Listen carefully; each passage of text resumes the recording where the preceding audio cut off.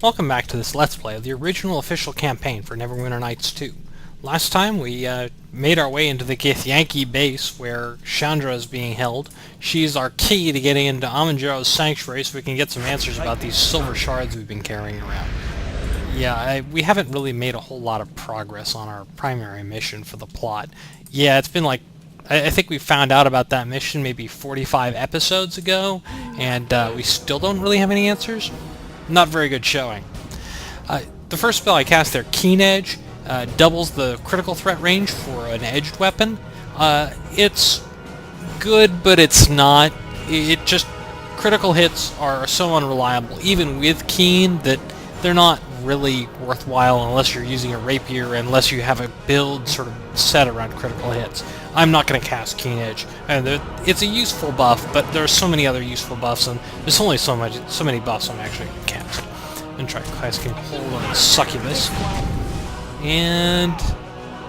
no, it worked. No annoying spell casting for you.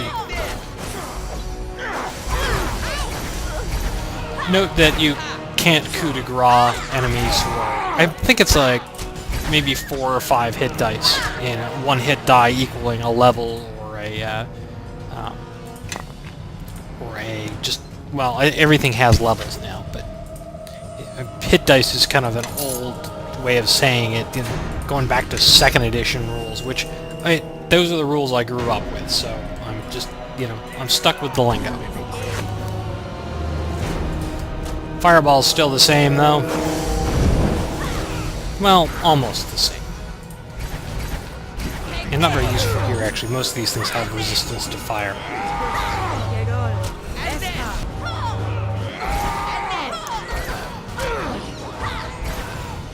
Oh, I still have Remove Curse memorized. Well, that's not going to do us much good. I mean, you'd think they're evil demon things. They should be throwing curses, right? Actually, I'm curious. There are negative effects associated with Enlarged Person. I wonder if Remove Curse removes them. No, it doesn't. Oh, it was worth trying. I was just trying to figure out why did they bother to include that spell.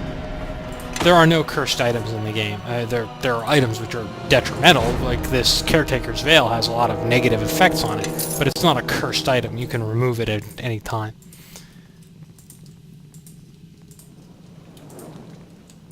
And I picked up that chest already, so we're just making our way through. Now, I guess we could have, you know, just ignored those 2 side areas. There's not anything important there. This door we got through from our deal with the devil is really where we need to go. Hurry up. Minions!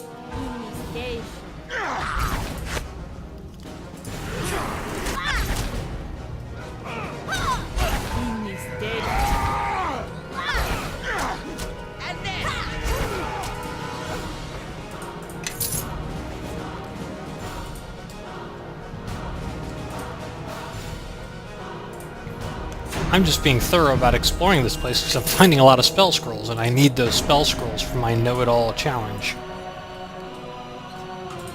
Speaking of which, I'm going to rest up and memorize a new level 5.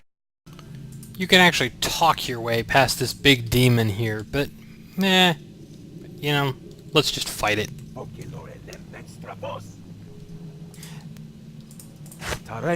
Yeah. Of course, I can do that. And I'll throw an Iron Skin chant.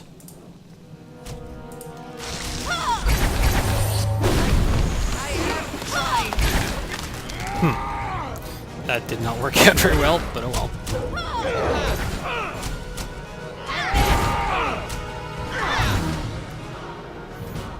It's worth quite a bit of XP. 241 is probably the most I've gotten from a monster kill in quite some time. This ominously looks like a big boss fight coming up. I wonder. Yeah, probably. Unfortunately, we're all messed up from fighting the demon. He gives strength penalties. But since we're hasted, we can still sort of walk. There's a cute little trick with chests. A chest's inventory is not set until you open it.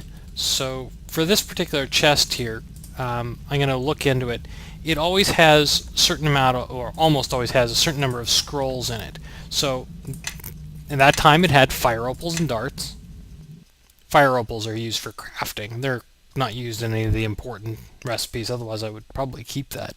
Crafting gems are a rarity, especially the higher level ones. And the real disadvantage to trying to farm items from chests is the reason why I'm not cutting out this load time. This game does love its load screen. Okay, so that time we got money and a dart, but I'm gonna see if I can get some scrolls here because I've got some in the past. Alright, well, let's go deal with this ominous boss thing. Right. Though these demons were unanticipated, your arrival was not. I've seen it burning brightly in my visions for some time. How long did you think you could escape us? You have stolen our shards, defiled them with your touch, and now you will die, Kalakcha! Okay, and you can stick up for Chandra. Chandra will be a party member soon enough, so you can gain influence with her. Trust me, once he gets on your trail, you're doomed. Know that you're in no position to demand anything from me. You will answer for your crimes, along with this frail thing that carries the last of the Jero blood. Okay, whatever. Enough of this. Know that I will hear your pleas and allow you this one last chance to atone for your crime. My offer of mercy is this. I will grant a swift, painless death for you and your companions if you freely hand over the shards you have taken. Alright, now, you can lose influence with Bishop if you, essentially agree to hand over the shards.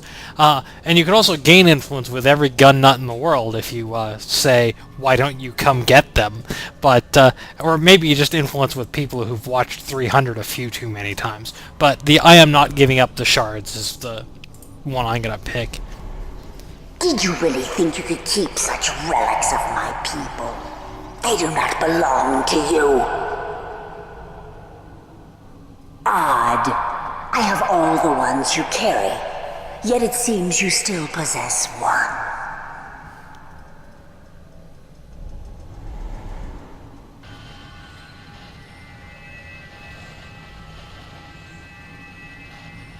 You have a piece of the sword inside of you.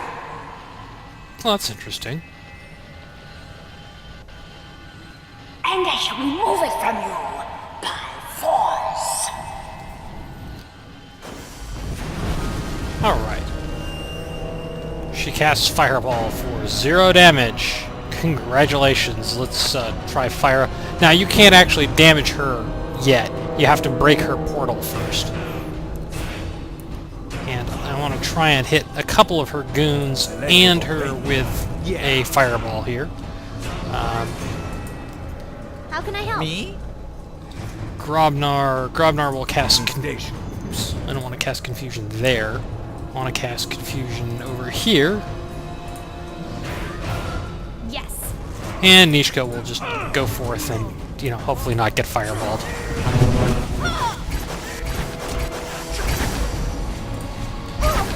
Some of these enemies here are mages, and they are much easier if you fight them, or if you hit them before they get up, things like Mirror Image. Throw Power Word Disable. This is one of these weak power words that was added in Storm of Zahir. They really are not very powerful power words, but they are spells, and I guess it didn't even work. And this enemy must have more than 50 hit points.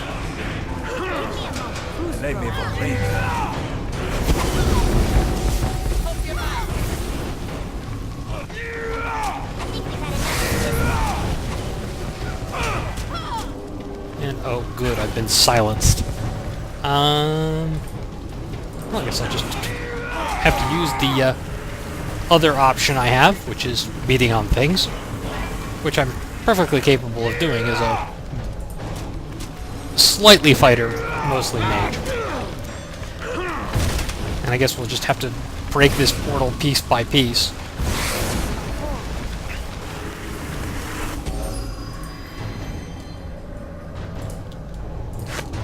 Now the silence is worn off, I'll cast haste.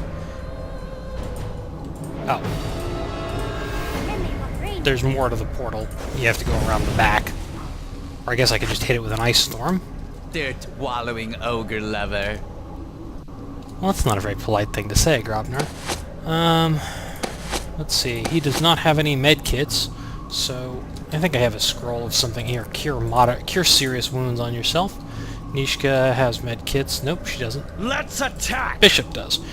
So I'm just going to heal up a little bit while I... Oh, good job. I hit myself quite hard, actually.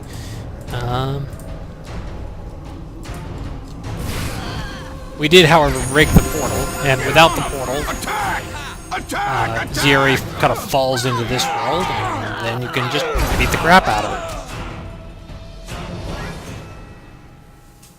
You think this is over?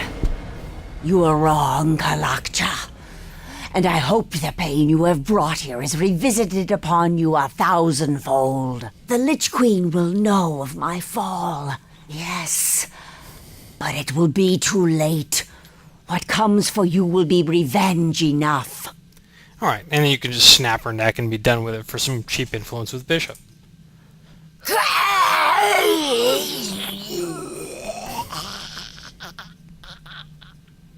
And that's all we need to hear, I think. So let's get the farm girl and get back to the flagon, alright? Alright, and I'm going to clean up first. I don't think I mentioned this earlier, but these other silver shards you're finding also have powers on them, which are also active when they're just in your inventory. The two you find here are one which gives +1 to all your mental stats, and then one that just gives immunity paralysis. The stat bonus things are really not all that useful because, well, you end up with a lot of odd stats. So usually I just hand them out to my companions if they need to round something up. There's some other interesting loot here. This Enkidu's armor has some damage absorption on it, which is nice. This adamantine heavy shield, you can actually make these, but requires adamantine, which I don't have very much of. And it also gives damage reduction. Just gauntlets of ogre power, which is just +2 strength, and some bracers of armor +4, which are actually fairly nice. It's exactly the same as casting mage armor, actually.